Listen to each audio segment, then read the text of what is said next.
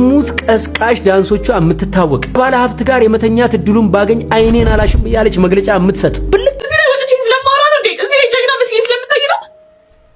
በጣም እኮ ይሰልቻል። ኤቭሪዴይ የእናንተን ስድብ እየሰማሁ እኮ ነው ተነስቼ ለመስራት ለመለወጥ ሞክረው እንዴ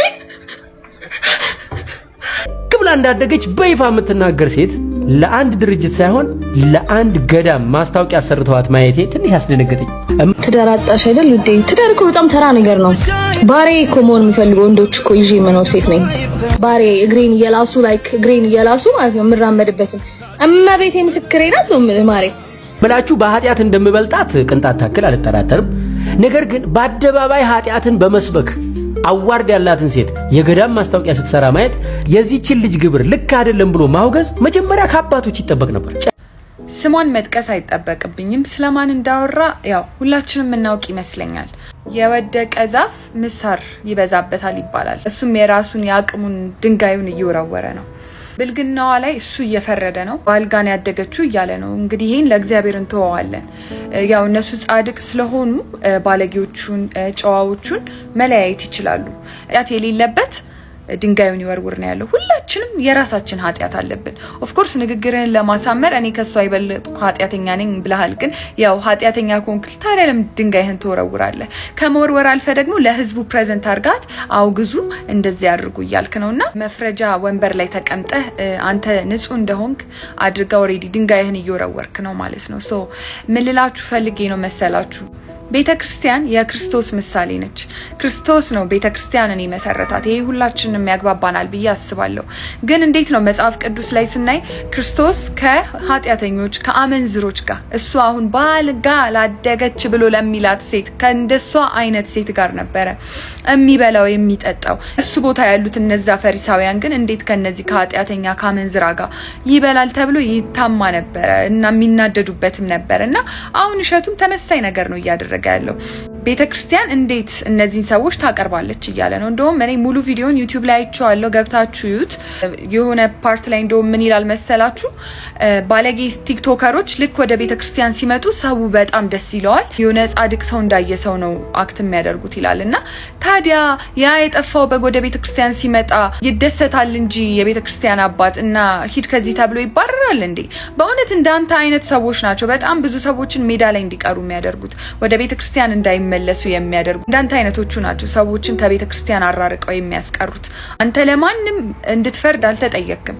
አንተ የራስህን ኑሮ፣ ሰው በደረሰበት ልክ ይመላለስ ነው የሚለው መጽሐፍ ቅዱስ። አንተ በደረስክበት ተመላለስ። ያቺ ባለጌ ያልካት ሴትም በደረሰችበት ትመላለሳል። ስለሷ አንተ ጻድቅ ከሆንክ ጸልይላት ወንድሜ፣ ጸልይላት። ቆመ ቁጭ ብለህ ከምትፈርድ ለምን ቤተክርስቲያን ትገባለች? ለምን እንደዚህ?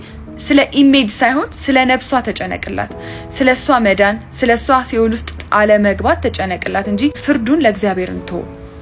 ጭራሽ ቤተሰቦቿን ቆይ አንዴ ይሄን ቪዲዮ አዳምጡ። ባለጌን ካሳደገ የገደለ ጸደቀ የሚለው ብሂል አስታውሳችሁ እንደ ጥንት አባቶቻችን በሞልቢያ ማንቆራጠጥ እንኳን ቢያቅታችሁ መቃብሬ ላይ እንዳትቆም ጥቁር ውሻ ውለድ እያላችሁ ለመራገም አትፍሩ። እነሱ ባይመለሱም ቢያንስ እናንተ በትውልድና በፈጣሪ ከመጠየቅ ትድናላችሁ። ይሄ የእግዚአብሔር ቃል አይደለም፣ መጽሐፍ ቅዱስ ላይ ያለ ቃል አይደለም። በነገራችን ላይ አባባል ነው። ከባለጌን ካሳደገ የገደለ ጸደቀ የሚሉት ማለት ነው። ይሄ በጣም ነውር የተሞላበት ንግግር ነው በነገራችን ላይ። እሱ ግን ልክ እንደማይሻር ቃል አድርጎ ወይ መምታት እንኳን ማንቆራጠጥ እንኳን ባትችሉ ጥቁር ውሻ ውለጂ ብላችሁ እርገሙ እያለ ነውና እርገሙ፣ ሚረግሟችሁን መርቁ ሲለን ነው እኛ የምናውቀው። እኔ በዚህ ጉዳይ ላይ የምለው ይሄንን ነው። እግዚአብሔር ያግዝሽ እህቴ፣ እግዚአብሔር ያበርታሽ። አንተንም ደግሞ እግዚአብሔር ይርዳክ። ጸልይላት፣ እንጸልይላት። አንተ በምትለው አይነት ህይወት ውስጥ ካለች ማለት ነው። ያንን ነው እንደ አንድ ክርስቲያን ማድረግ የሚጠበቅብን ብዬ አስባለሁ። መልካም ጊዜ።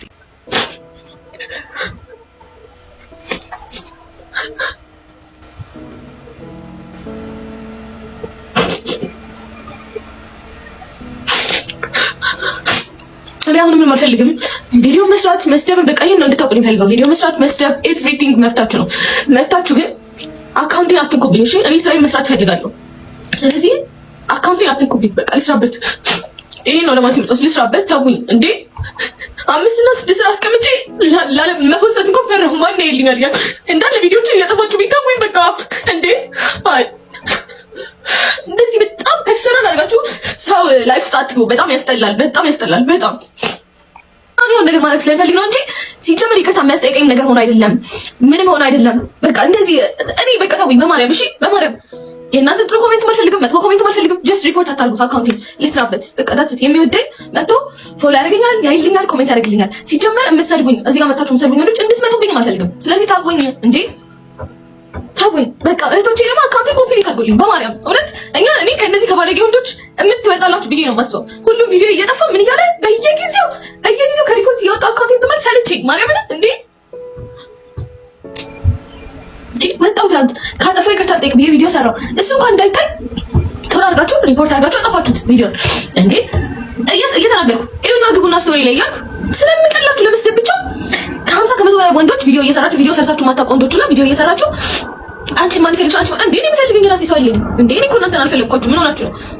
ራሳችሁን ስትቆልሉ እኮ ነው መታችሁ እኔ ጋር ራሳችሁን ስትቆልሉ በጣም ለእናንተ ለኔ ምንም ያን ያህል ቦታ እንደማይሰጣችሁ ነገርኳችሁ። ምክንያቱም ዘጠና ላይክ የኔ ሪአክት ማድረግ እንዴት ነው ላይክ ይቅርታ ጠይቂ ምናምን እንደዚህ እንዴ እኔ ሀና ይወዱልኛል እንዴ ቀን